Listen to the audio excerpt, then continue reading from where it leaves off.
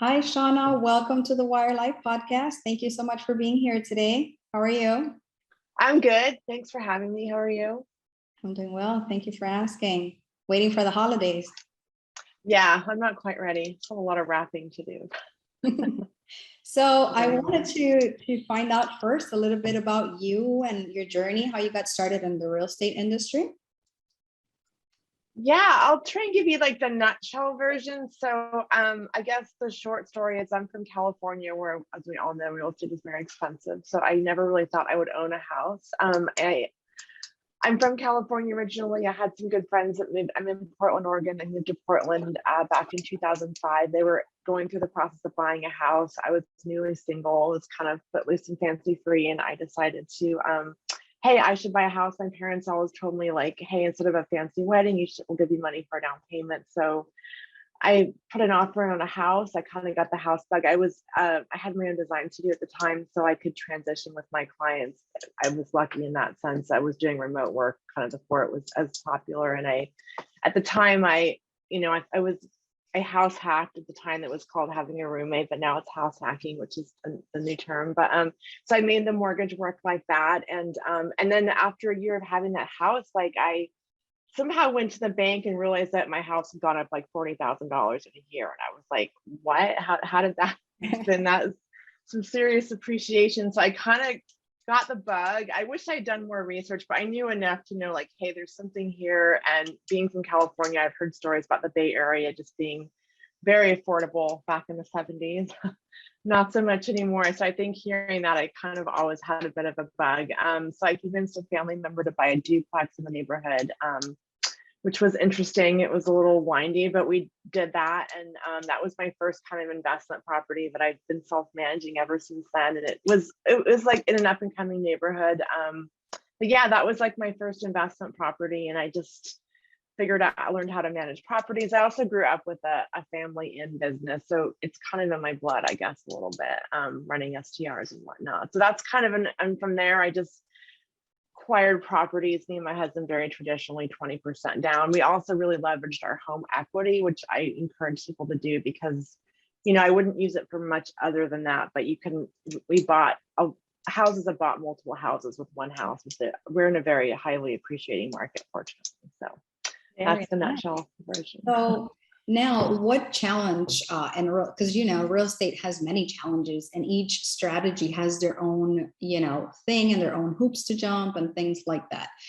So what has been maybe a challenge situation? It could be also personal, it doesn't have to be just business, that you might have come across and that you've overcome that you might want to share for some inspiration for us. Yeah, I think I guess it's more kind of life lessons. Like I've been an entrepreneur my whole career. I went from being a designer to transitioning to having a creative agency, and then we got acquired and it didn't work out. I think the challenge of, switching careers and kind of reinventing yourself. But I've realized it's not like lost knowledge. Like I went from being a designer and a marketer, so I can apply all that to real estate. I mean, half of real estate is marketing, right? So I think, we sold our agency, which, we made some money from it, but we'd never sold an agency before. And I went off to be at this other agency that acquired us. And it was like, yay, I'm working in a real agency. And because I've always been self-employed, so it didn't really work out. I'm just really an entrepreneur at heart and really like to have agency. So I think just knowing that all your experience, even if you felt like, because it didn't work out and it was kind of like, oh, I could have done better. I just, I taking all that and leveraging it into real estate, because real estate, you wear a lot of hats. And I think all your experience really can help you in that journey, rather than seeing it like, I didn't make it in that career. It can like really aid you in real estate, because it's so nuanced and there's so many. It takes a lot of obviously to make it. So right. I guess that's my lesson there. Okay, good. So you've basically just kind of compounded what you've learned and just apply it. That's it. Just take it as a lesson. Yeah, for sure. Focusing on now, like what's your strategy and what's your market? Yeah, so we're in Portland, Oregon, which I think everywhere it's pretty hot. So saying it's a hot market is kind of silly sometimes, but sometimes houses are pretty expensive. So again, I've been a buy and hold landlord for like 16 years, and I self-manage. I won't do that forever, but so currently my partner and I were trying to build capital. So with that being said, fix and flips, we've got 2 flips going. We want to get more into wholesaling. We're kind of upping our marketing game. With that kind of being a short-term strategy, we'd love to get more into multifamily. It's more scalable. It's more of like a business. I think I love single family, and I love the design aspect of flipping, but it's essentially a job, and it's not really an investment. It's just like very, short term, and it's definitely a hustle. So I think for sure multifamily, just because of scalability and the profitability. And then, from a personal perspective, I love STRs because there's like the design part of it and the experience. So the more destination STRs, that's kind of the direction I'm looking to go in. Very nice. And what marketing strategies are you using now, if you wouldn't mind sharing with us? Yeah, so marketing is obviously half of real estate. I feel like, it's such an important thing.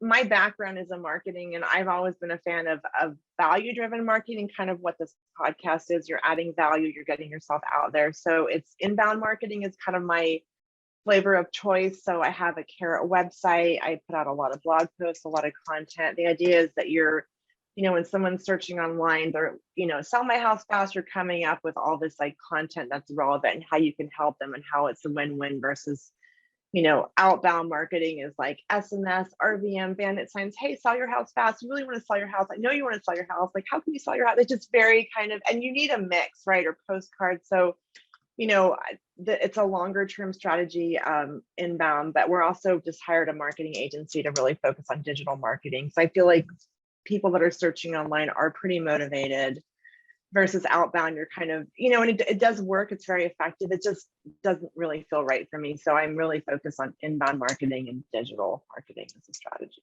Okay, very good. And I know you mentioned Carrot. So obviously that's one of the systems you're using.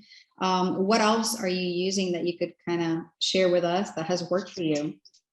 Yeah, I mean, I think it's pretty ubiquitous, PropStream for running comps and checking on mortgages and payments and all that. I do really love Bigger Pockets. It's a kind of another a real estate community. Have the pro versions has really great calculators that really help you get like into a little more into the weeds of like what your maximum allowable offer is. Just helps you kind of run because it's all about numbers. You really have to know your numbers. So I do love those calculators. I'll usually do like a quick analysis, just kind of quick and dirty, put in like the taxes and what my rehab costs are. And then ultimately it's pretty basic, but Google Sheets, just have a formula, run your formulas, just rehab costs, your private money, your holding costs. I mean, and again, it's very inexpensive, and it's in the cloud. You can share it with people. So those are the 2 big tools. Again, Carrot websites, and then, ultimately having some type of a CRM tool. There's a lot of expensive ones, but you can start with a spreadsheet. Just track your leads, track who you followed up with, what offers you've made, because it kind of gets into a blur and you don't remember. So high level, those are the tools I use right now. Okay, very nice. And what does your team look like right now? Like, do you have a team? Is it just kind of you and a partner, or how does that structure look like? Yeah, so right now it's me and my business partner Pasha. So we met in the RE network, and we're really good kind of complement. We're both like very motivated and ambitious. So that's kind of business partner. We are looking to build out a team more, but as far as kind of on the ground team, we have a go-to contractor who's been really great. He's come out to a lot of walkthroughs of houses just to get, rehab bids. We haven't always necessarily bought them, but he's just really been a good partner for that. And then as far as the rental business goes, I have kind of built a scrappy team up of my go-to handyman, electrician, plumber, cleaners, people like that I really rely on for the rental business. So, I mean, eventually we'll build out more of an acquisitions team, possibly a VA, but that's kind of the team as it stands right now. All right, very nice. Thank you so much for sharing. And how are you funding your deals? Like, yeah, so it more hard or? Yeah, it's the classic mix, right? It's hard money and private money. We found a great hard money lender who we've done a couple of deals with, and we're hoping to get a better rate once we get a few more flips, and then we generally get a bridge loan. But it's expensive. So, but I would like to network with more brought in my private money network, but that's kind of how we've been funding to date. All right, very nice. And the deals you have acquired aside from your long-term, like the flips, is that through your, what type of marketing have you done to get those? Yeah, so one of them was an off-market deal, which was just, I mean, it was inbound off-market. It was like the easiest transaction. The owner, we went there, he had a number in mind, and it was just, we ran the numbers and the ARV was really high, and we're like, we'll offer you that. And it was just very, I don't know, seamless, I guess, because we weren't really hounding him. And his house was really nice, but it wasn't dialed in and needed some repairs. So that was one of the deals, which was great. It was a little nerve-wracking. It was one of my, first off-market deals, but we ran it through an escrow company, and they're obviously it's all legit. And the second one was through MLS, and I will say that I was in contract once on it. I went through all my inspections and I countered because there was a lot of repairs, and then I walked because the numbers didn't work, and then they put it back on the market, and we made like a lower offer and they accepted. So I'll just say, like, it's kind of a mix. There are deals on MLS. You just really have to stick to your numbers, and the margins aren't as great, right? It's like, because there's so many fees involved in realtor fees. But I will say the MLS listing is just a number. You can certainly offer less, especially if it's been sitting a while, if they're more motivated, just kind of knowing what lever to pull. Like, can you be more flexible in closing? What are they looking for? So it's definitely a mix, but our goal is to be more off market just because the margins are better. All right, sounds good. And so what is the biggest success in business for you to date? What do you consider out of all the things you've done? Because it sounds like a lot. You've changed careers. You're doing quite a bit. Yeah, I was thinking about that. I'm like, that's a hard question. I guess I'd have to say I've been an entrepreneur for like 18 years, and I've pretty much stayed the course, which it's been challenging, but I've somehow managed to be an entrepreneur pretty much my whole professional career. I mean, in college, I had the odd jobs. I waitress, right? I did lots of things, but as a professional, I've been an entrepreneur and self-employed. So I think that's probably my biggest accomplishment, because it's a rocky road sometimes. Yeah, for sure. I'm very persistent. Oh, and also once you've been on your own, it's as someone put it once, I thought it was a great analogy. You're kind of an outside cat. It's hard to go back inside. That's true. And then how do you keep yourself accountable, right? I mean, you're responsible for everything, right? Yeah, that's another great question. I think, making lists, setting goals for yourself, kind of constantly reviewing the goals. I know this is might come up later as well, but I'm a huge fan of like personal development. And when I get kind of in a slump, I'll put on a podcast or kind of a motivational book on mindset. So that's kind of what I do to kind of keep myself from, because some days are tricky, they don't go like you want, but I think just setting goals and making lists and, having a partner that kind of keeps you accountable is what I would say. Very nice. So, well, my next question kind of, tangles along with that one. How do you keep yourself like growing, mentally, spiritually, emotionally? Because as you know, this takes a toll on us, right? I mean, it's a lot. We wear all the different hats. We have to do all the different things. So it's a bit. It's a lot. And I think it's hard too. You're never really off with your own business. You're kind of constantly there's always something to do. Again, I touched on it. I think I definitely listen to a lot of mindset books. I'm a huge Audible fan. I listen to like 1.5 times. So I get through books really fast. I try and, the news, I do listen to news, but I really try and just focus on like things like I'm continually educating myself. I'm a big fan of working out. About a year ago, I took up kettlebell workouts, which I'd never really heard of, but it's been great things to keep me kind of grounded and strong, physically and mentally, I guess. So yeah, I think just, being around the right people, and when you're having a bad day, having a friend you can call and they'll kind of pick you up and keep you motivated. All right, very good. So what does a day in your life look like? Like, wake up in the morning and what happens?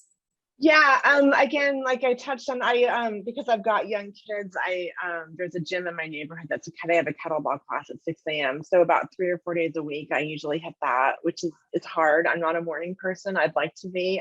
So that's usually how I start my day, then come home, get the kids to school. And lately I've been running around kind of going to a lot of flips, but I've got kids, so it's I don't get as much desk time as I'd like, but generally, look at my calendar, have meetings, and check out some properties and do marketing, obviously, but I'm kind of a blend of that. All right, very good. So then that goes right along with the next one. What is your superpower? Because it sounds like you have a whole lot of superpowers. Yeah, I think I'm very persistent. Like when I get something in my head, I'll kind of bang away at it. Like with technology, I'll keep at it. So I think determination and persistence, I think is, yeah, when I'm determined, I'll get through things. Well, I know that so far we've talked a lot about work, right? But what makes you happy? What do you do for fun? What lights that fire? Yeah, I mean, I feel like there's not, being a working mom with kids and a family, there's not a lot of time for hobbies. Honestly, I feel like I should have some more fun hobbies. I mean, I do love to cook.